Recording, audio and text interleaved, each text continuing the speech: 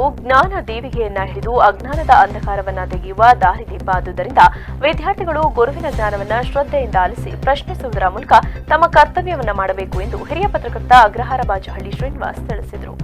ಕೇರ್ಪೇಟೆಯಲ್ಲಿಂದು ಗುರುಪೂರ್ಣಿಮೆ ಅಂಗವಾಗಿ Hemagiri ವಿಜಿಎಸ್ education centre ಆವರಣದಲ್ಲಿರುವ ಅಕ್ಷರ ಸಂತ ಪದ್ಮಭೂಷಣ ಶ್ರೀ ಬಾಲಗಂಗಾಧರನಾಥ ಸ್ವಾಮೀಜಿಯವರ ಪುತ್ಥಳಿಗೆ ವಿಶೇಷ ಪೂಜೆ ಸಲ್ಲಿಸಿ ಮಾತನಾಡಿದ ಅವರು, ಜ್ಞಾನ ವೃದ್ಧಿಯಾಗಲು ಗುರುವಿನ ಮಾರ್ಗದರ್ಶನ ಬೇಕು. ಸಂಸ್ಕಾರ, ನಡೆನುಡಿ ತತ್ವಗಳ ಪ್ರತೀಕವೇ ಗುರು.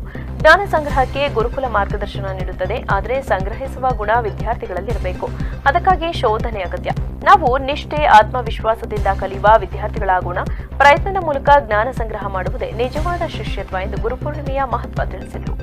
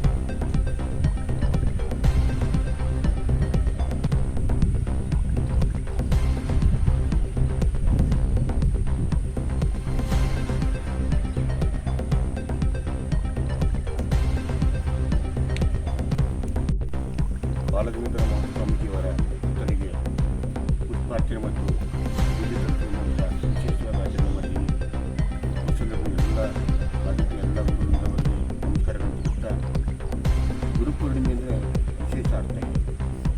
ನಮ್ಮ ಹಿಂದೂ ಧಾರ್ಮಿಕ ಸನಾತನ ಧರ್ಮದಲ್ಲಿ ಗುರುಗಳಂದರೆ ಅಕ್ಷರ ಕಲಿಸ್ಕೊಟ್ಟಿರೋರು, ಬೇರೆ ಯಾವುದೇ ವೃತ್ತಿ ನಮಗೆ ಕಲಿಸ್ಕೊಟ್ಟಿರೋರು ಗೊತ್ತಾಗ್ತದೆ.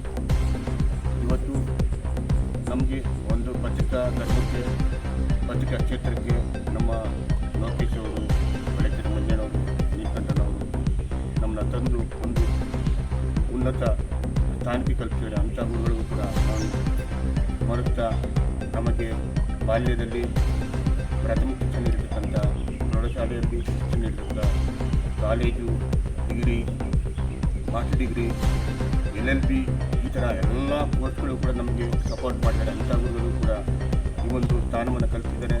ಅಂಥ ಗುರುಗಳು ಈಗಲೂ ಕೂಡ ನಾವು ಅವ್ರಿಗೆ ಗೌರವ ಕೊಡ್ತೀವಿ. ಇಂದಿನ ಮಕ್ಕಳು ಶಿಕ್ಷಕರಿಗೆ ಅಷ್ಟು ಗೌರವ ಕೊಡ್ತಿಲ್ಲ. ಹೆಚ್ಚಿನ ಗೌರವ ಕೊಟ್ಟು ಗುರುಗಳನ್ನ ನಾನು ಪಾಠ ಮಾಡಿದ್ದು ಒಂದು ಸಾರ್ಥಕವಾಯಿತು ಅನ್ನೋ ಒಂದು ಮನಸ್ಸು, ಇದು ಅವರು ಹೇಳಬೇಕು ನಮ್ಮ ಶಿಷ್ಯರ ಬಗ್ಗೆ. ಅಂಥ ಒಂದು ಗೌರವವನ್ನು ಗುರು ಹಿರಿಯರು ಕೊಡಬೇಕು, ತಂದೆ ತಾಯಿಗಳು ಕೊಡಬೇಕು.